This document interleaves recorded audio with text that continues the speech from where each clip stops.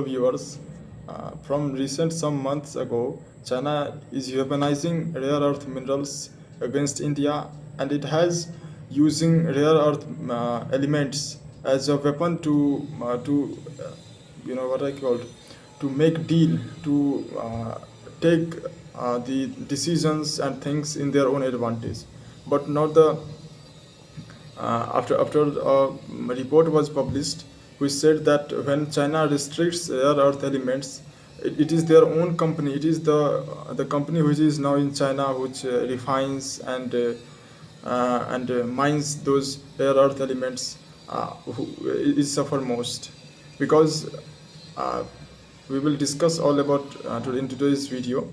Lekin, but first of all, let's look at the what are the rare earth elements. Rare earth elements are technically 17 similar chemical elements, and such as neodymium, dysprosium, and praseodymium.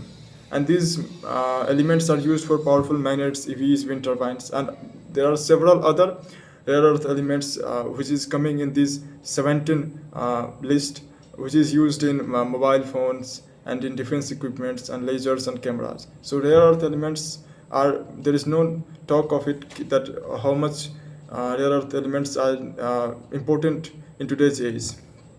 And now let's look at the China's role. Nearly 70 to 80% of global rare earth element productions are dominated by China, and nearly 19% of rare earth magnets used globally are made up of China, which is completely a fact. And now China long used this as a weapon to make things in their own advantage and have a geopolitical dominance over USA and India and other several countries, to say that if you want to make good cheap or in semiconductors or in defense equipment, then you have to go as China said. So when trade war with USA happens, as when on April of 2nd, Donald Trump puts perhaps 125% tariff on China. China retaliated with, and this goes on to 250%, as I have already discussed in some of our previous videos on YouTube. So, and China also restricted some of the major rare earth elements which USA can use to make cheap and used to train AI. There is a US firm called Nvidia which suffers the most at that time. Now the Nvidia shares goes record based highest. So, and the new report suggests that China has suffered a lot from when China restricts its rare earth minerals. It is said that there is a firm of China which is not under the Chinese Communist Party, so which suffered nearly 15 to 50% of losses, and some of the companies goes bankrupt. And the weaponizing the rare earth elements is backfired on China itself.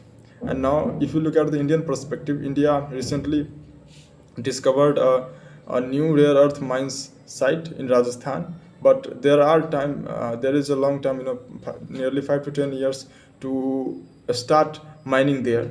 So for before that, Prime Minister Narendra Modi visited several African countries like Namibia and several other countries. The one of the purpose of Narendra Modi is to diversify the rare earth elements import in our country. So that's all about news. Thank you very much.